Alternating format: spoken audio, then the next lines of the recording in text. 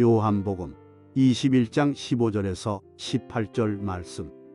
그들이 조반 먹은 후에 예수께서 시몬 베드로에게 이르시되 요한의 아들 시몬아 내가 이 사람들보다 나를 더 사랑하느냐 하시니 이르되 주님 그러하나이다. 내가 주님을 사랑하는 줄 주님께서 아시나이다. 이르시되 내 어린 양을 먹이라 하시고 또 두 번째 이르시되 요한의 아들 시몬아 내가 나를 사랑하느냐 하시니 이르되 주님 그러하나이다. 내가 주님을 사랑하는 줄 주님께서 아시나이다. 이르시되 내 양을 치라 하시고 세 번째 이르시되 요한의 아들 시몬아 내가 나를 사랑하느냐 하시니 주께서 세 번째 내가 나를 사랑하느냐 하심으로 베드로가 근심하여 이르되 주님 모든 것을 아시오매 내가 주님을 사랑하는 줄을 주님께서 아시나이다. 예수께서 이르시되 내 양을 먹이라. 내가 진실로 진실로 내게 이르노니 내가 젊어서는 스스로 띠뛰고 원하는 곳으로 다녔거니와 늙어서는 내 팔을 벌리리니 남이 내게 띠띠우고 원하지 아니하는 곳으로 데려가리라. 아멘. 오늘 이 본문 말씀 중심으로 주님이 세워주신 자리에서 만나는 은혜라고 하는 제목으로 여러분과 함께 시간 말씀을 나누도록 하겠습니다. 언덕 위에 세 그루의 나무가 자라고 있었습니다. 저마다 소원이 있었습니다. 첫 번째 나무가 말합니다. 나는 예루살렘 성전의 제목으로 쓰여지는 것이 소원이야. 그러자 두 번째 나무가 말합니다. 나는 큰 범선이 돼서 세계를 향해 말씀을 전하는 전도자들을 실어나르는 것이 소원이야. 듣고 있던 세 번째 나무가 말합니다. 나는 이곳에 우람한 거목이 돼서 지친 나그네들에게 시원한 그늘이 되어주고 싶어. 성전의 제목으로 쓰여지고 싶고 큰 범선이 되고 싶고 거목이 돼서 시원한 그늘을 시원한 안식처를 제공하는 나무가 되고 싶고 이렇게 자신들의 소원을 말했습니다. 그리고 세월이 흘렀지요. 예루살렘 성전의 제목으로 쓰임받고 싶다던 그 첫 번째 나무는 베들레헴으로 옮겨져서 마구간의 모기통이 되었습니다. 실망이 이만저만이 아니었지요. 예루살렘의 그 웅장한 그 성전을 지음에 있어 제목으로 좀 쓰임받고 싶었는데 고작 냄새나는 마구간에 구유통이 됐다고 하는 것이 얼마나 실망스러웠겠습니까? 두 번째 나무 역시 큰 범선이 돼서 전도자를 실어나르는 것이 소원이었는데 고작 갈릴리 호수에서 고기를 잡는 그런 가난한 어부의 조각배가 된 자신의 모습에 한숨을 지었습니다. 세 번째 나무, 시원한 그늘이 돼서 지친 나그네의 안식처가 되기를 바랬는데 죄인들을 매달아 죽이는 십자가 형틀이 된 것입니다. 기가 막힐 노릇이었지요. 그런데 여기에 생각지도 못한 반전이 일어납니다. 어느 날 예수님이 이 세상에 오셨습니다. 만백성을 구원하시고자 구원자로 만왕의 왕으로 오셨습니다. 이때 마구간 한 모퉁이에 버려진 그 모기통, 누구 하나 관심을 갖지 않았던 그 모기통이 예수님의 요람으로 쓰임받게 된 것입니다. 누가 상상이나 했겠습니까? 이로 인하여 그 첫 번째 나무는 더할 나위 없는 영광을 입게 된 것이지요. 누군가 구유통에게 어떻게 이렇게 영광을 입게 됐냐 묻는다면 이 구유통은 뭐라고 이야기할까요? 예수님 때문 아니겠습니까? 뭐 그렇게 답하지 않겠습니까? 다시 세월이 흘렀습니다. 예수님께서 복음을 전하시기 위해 갈릴리 호숫가를 찾으셨습니다. 수많은 군중들이 밀려들었습니다. 이때 예수님께서는 두 번째 나무로 만들어진 낡고 허름한 조각배에 오르셔서 복음을 전하시게 됐습니다. 한순간 그 낡고 허름한 조각배는 예수님께서 말씀을 선포하는 거룩한 강단이 되었습니다. 더구나 자신의 주인이었던 누구요? 베드로. 조각배의 주인 그 베드로는 예수님의 제자로 부름받아 복음을 전하는 사도로 세워지는 그 은혜의 현장을 보게 되었습니다. 그리고 3년쯤 세월이 흘렀습니다. 죄 없으신 예수님이 죄인이 되어 가장 처절한 십자가의 형틀에 매달리시는 참혹한 사건이 벌어졌지요. 이때 십자가 형틀이 된 세 번째 나무는 온 인류를 죄에서 구원하시기 위해 죽으실 예수 그리스도를 위해 쓰여지는 도구가 된 것입니다. 여러분, 무엇이 중요한 것입니까? 웅장하고 거룩한 예루살렘 성전의 제목으로 쓰임받는 것도 중요하고, 큰 범선이 되어 전도자를 실현하는 것도 중요하고, 큰 거목이 돼서 안식처로 쓰임받는 것도 중요하지만, 그보다 더 중요한 것은 예수 그리스도께서 내 인생의 중심축이 되어 주신다는 것이지요. 이것이 얼마나 중요한 일입니까? 구약에는 전도서가 있습니다. 전도서는 다른 말로 지혜서라고 불리워지지요. 이 전도서는 솔로몬이 성령의 감동하심을 입고 기록한 말씀입니다.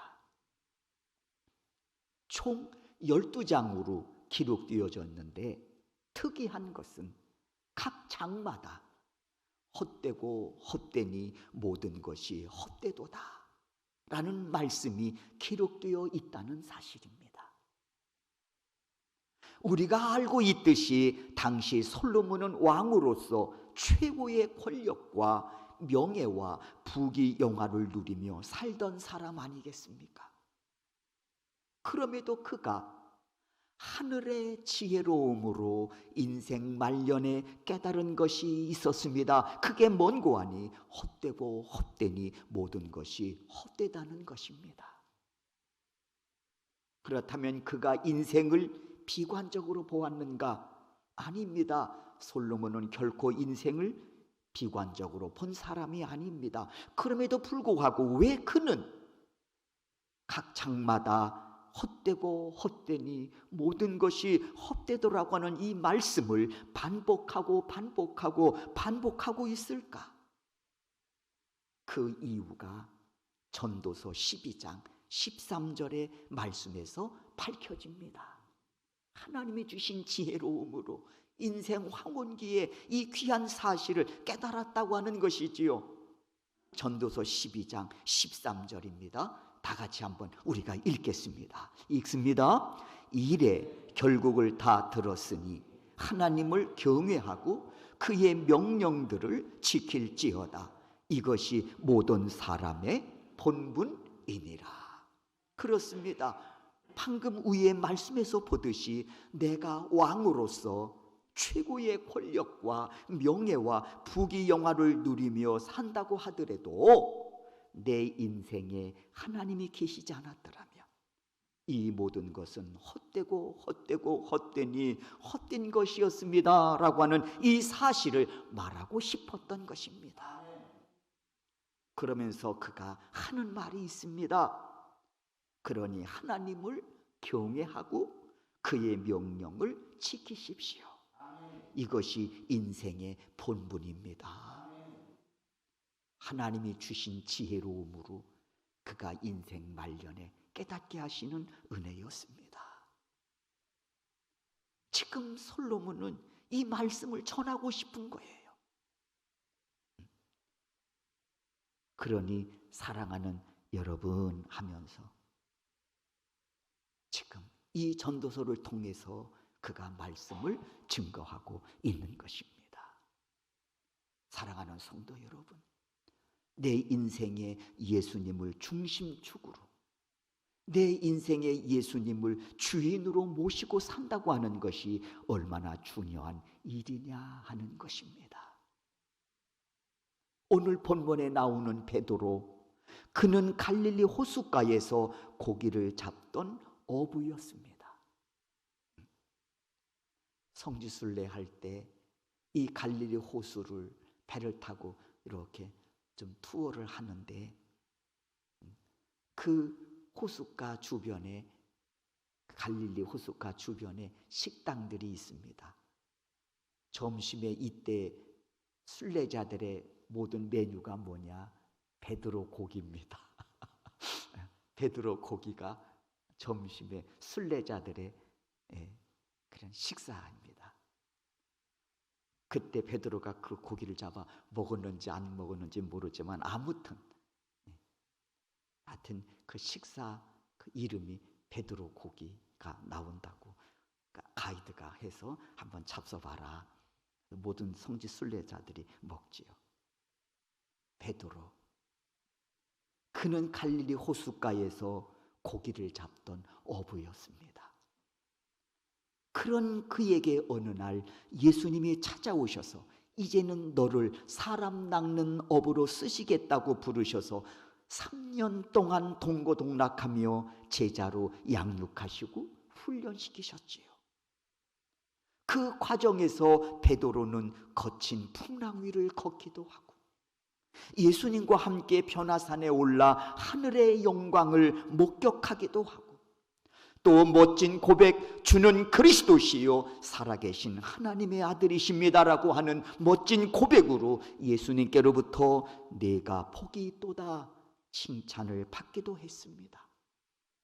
그리고 그는 예수님을 위해서 자신의 목숨을 걸고 내가 지켜드리겠다고 호언장담하기도 했습니다. 예수님에게 위험한 상황이 직면하면 저는 목숨 걸고 예수님 지켜드릴 겁니다 하고 호언장담했던 사람이기도 했습니다. 그랬던 그가 오늘 본문에서 보면 실패한 부끄러운 인생이 되어 있습니다. 그렇게 당당했던 그가 실패한 그런 부끄러운 인생으로 서 있다는 것입니다. 어쩌다가 베드로가 이 지경이 되었을까?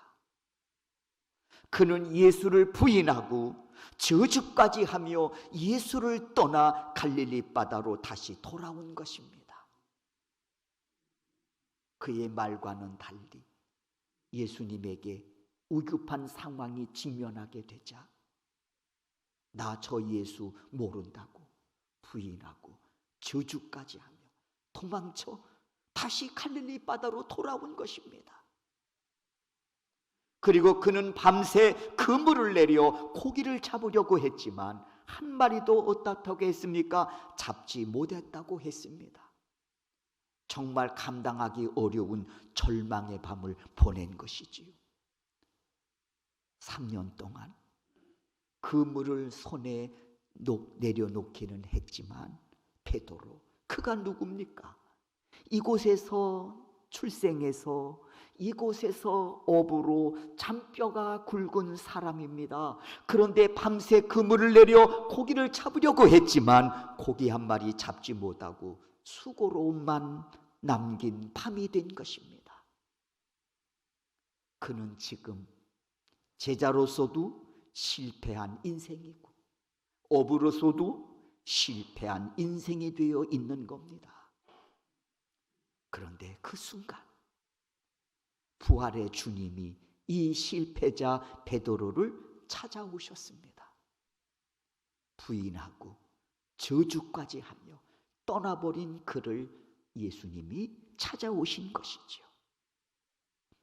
그때 요한이 해변에 서 계신 예수님을 보고 야, 주님이시다 하는 말에 베드로 물속으로 뛰어들어가서 주님 앞으로 나갔다고 했습니다.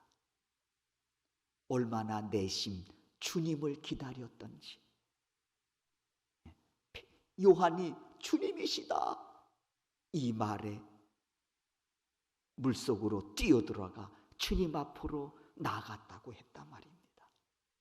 잠시 후면 이 배가 항구에 도착할 텐데 그 순간을 못 참고 배에서 뛰어내려 헤엄쳐 예수님께 나갔던 것입니다.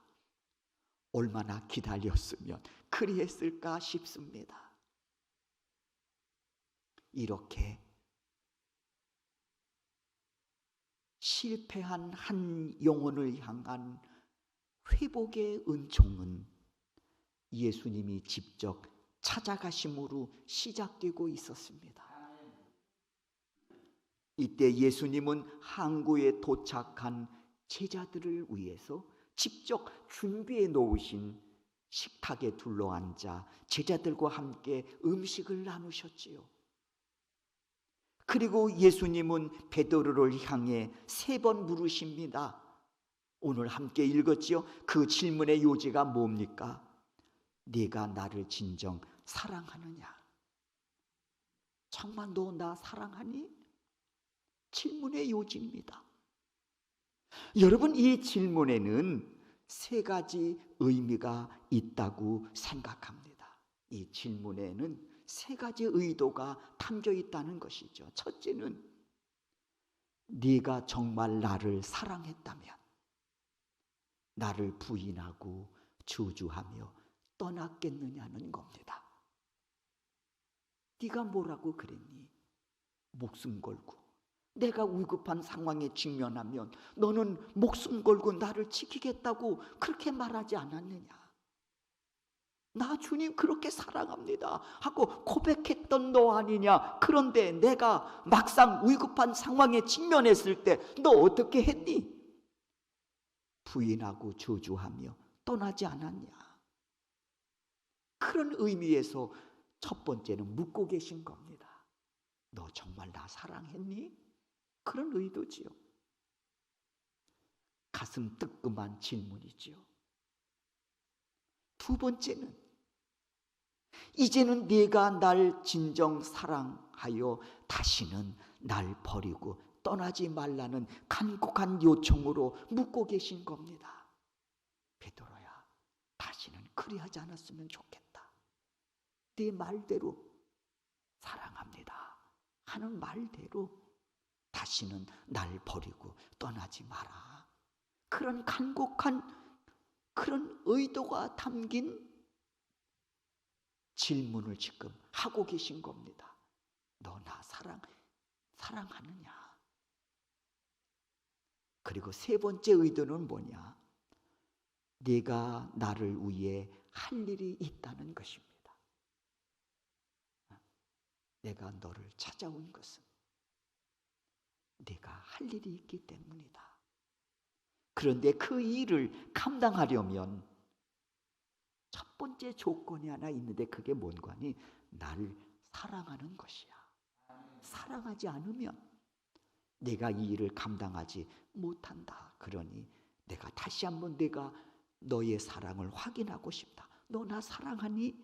하고 묻고 계신 겁니다. 이제 베드로의 답변이 궁금해집니다. 거듭되는 예수님의 질문, 내가 나를 사랑하느냐는 이 질문에 베드로 이렇게 답합니다. 세 번째 마지막에 보면 함축된 답을 내놓고 있습니다. 주님이 모든 거 아시지 않습니까? 너 나 사랑하냐? 그랬더니 주님 모든 거 아시지 않습니까? 내가 주님을 사랑하는 줄을 주께서 아시나이다. 모든 것을, 주님이 모든 것을 아시지 않습니까? 여러분, 모든 것이 뭘까요? 모든 것이 뭘까? 저는 이렇게 생각합니다. 내가 정말 주님 사랑하는 마음도 있지만 반면 연약해서 무너지고 또 무너지는 내 연약함도 아시지 않습니까? 그 답이잖아요. 주님 모든 거 아시지 않습니까? 나 정말 주님 사랑합니다. 그런데 연약해서 또 무너지고 또 무너지고 아시지 않습니까? 여러분, 지금 예수님은 자신을 모른다고 부인하고 저주까지 하며 떠난 베드로를 찾아오신 겁니다. 그리고 지금 묻고 계신 거예요. 그런데 여러분, 예수님께서 베드로를 찾아오실 때 이렇게 보니까 빈손으로 오시지 않았습니다. 베드로를 찾아가시는데 예수님 빈손으로 찾아가신 게 아니더라고요. 뭔가를 들고 베드로를 찾아오신 거예요. 뭘까? 그게 보니까 한 손에 사죄의 은총입니다. 사죄의 은총을 갖고 베드로를 찾아오신 거예요. 이는 예수님께서 친히 준비하신 식탁을 통해서 증명되고 있는 것 아니겠습니까? 식탁이라는 게 뭐예요? 단순히 한 끼 밥 먹자 그런 뜻입니까? 아니죠. 이때에 예수님이 준비하신 식탁은 뭘까요? 내가 너를 용서하마, 화해하자, 다시 관계를 회복하고 싶어. 너는 나를 떠났지만 내가 사죄의 은총을 가지고 왔으니 이 사죄의 은총을 받아들이고 다시 관계 회복하자. 여러분, 그런 의도가 이 식탁 속에 담겨 있는 거 아니겠습니까? 이거 먹고 너랑 나랑 이제 끝내자, 그런 의미는 아니지 않습니까? 그럴 바에는 아주 식탁 준비하지 않으시겠지요. 관계 회복하기를 원한다고 하는 그런 메시지가 이 식탁 속에 여러분 담겨져 있는 거 아니겠습니까? 그런데 이 사죄의 은총, 관계 회복, 예수님이 준비해서 가지고 가셨지만 줄 때 받아야 되잖아요. 아, 나는 받기 싫어요. 그러면 이 관계는 형성되기가 어려운 거예요.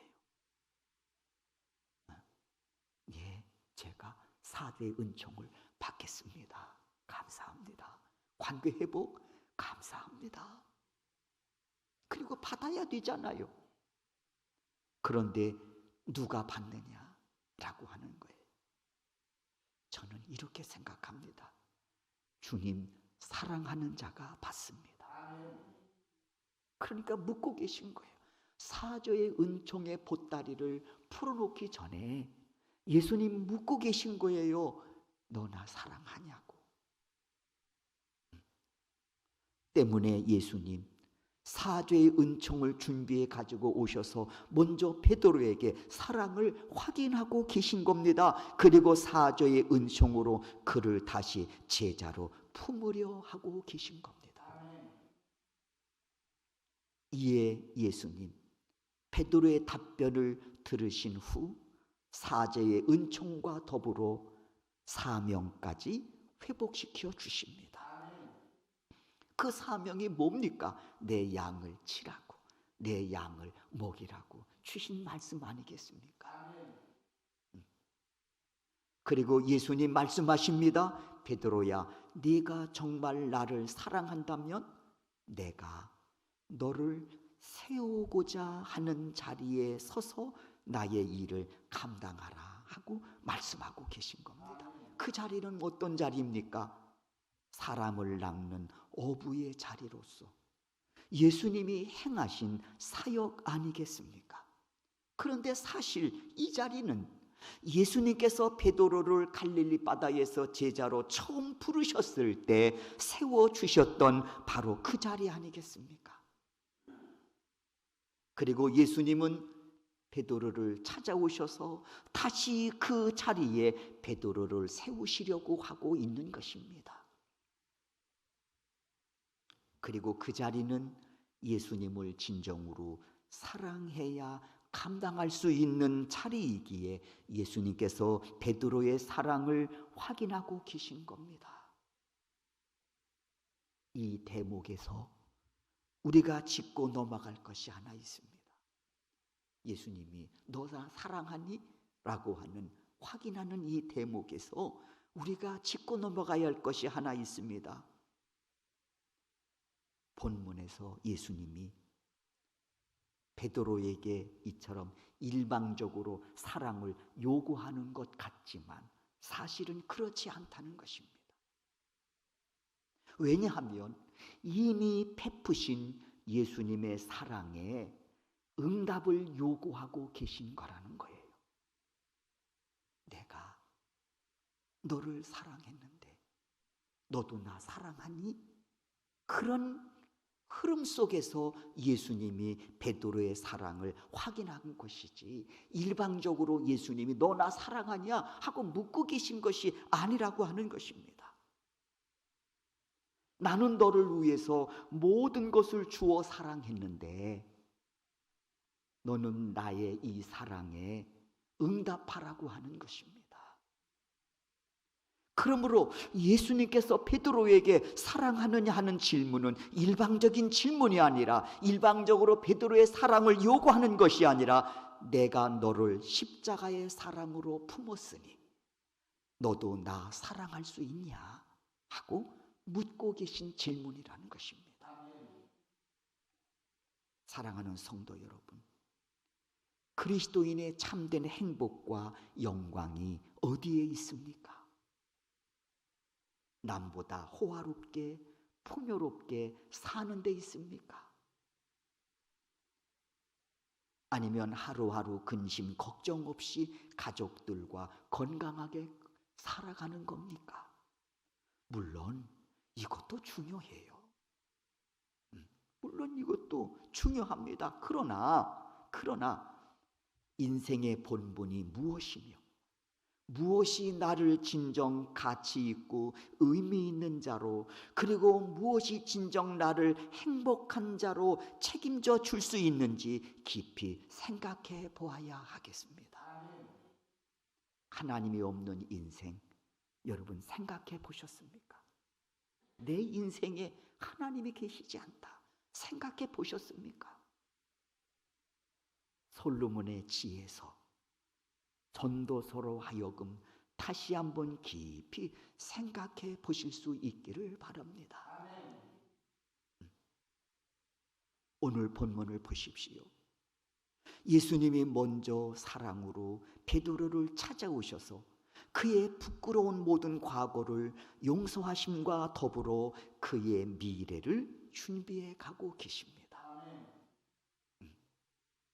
이제 베드로가 할 일은 예수님의 용서하심과 그 사랑에 자신도 사랑합니다 라고 응답하기만 하면 되는 것입니다. 그리고 여기서부터 새로운 그의 인생의 미래가 열리는 것입니다. 여러분이 잃어버린 자리가 있습니까? 주님 찾아오심에 사랑으로 고백하시기를 바라고 회복의 은혜를 통해 주님과 더 깊은 관계로 이어가는 그런 믿음의 삶으로 여러분들이 펼쳐져 하나님께 영광을 올리는 그 귀한 자리에 언제나 중심에 서 있으시기를 주의 이름으로 축원합니다. 주님은 회복과 더불어 우리의 미래를 디자인하시고 인도하시는 참 좋으신 하나님이심을 믿습니다. 분명한 것은 찾아오심에 우리가 응답하는 순간부터 하나님께로부터 시작되는 새로운 미래가 여러분의 삶 속에 열려지는 역사가 증거될 줄로 믿습니다. 이 은혜가 22년도 여러분의 생애 속에 펼쳐지는 그런 은혜를 보게 하시고 이를 증거케 하시는 은혜로운 22년도 되실 수 있기를 주의 이름으로 축원합니다. 예수의 마음을 닮아가네. 두려운 걸음마다 주가 동행하니 주를 지하며 오늘을 건네. 주의 시시한 소망